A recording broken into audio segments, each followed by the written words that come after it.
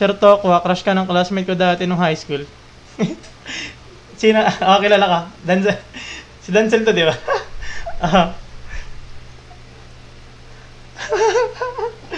Kabats ko yan. Grabe, mula hanggang ngayon.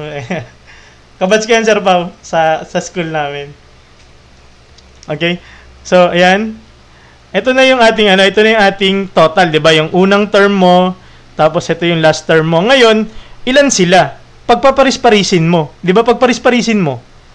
So, parang 100, tapos divide mo sa 2, magiging 50. Pag pinagparis-paris mo, dinadala-dalawa mo, di ba? Kunyari, merong 4 na tao.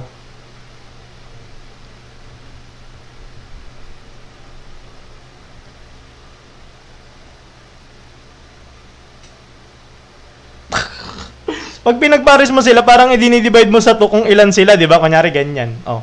So, parang naging kakalahatiin mo yon kung ilan sila. So, i-multiply mo na ngayon yan, di ba? Parang ganyan. So, 100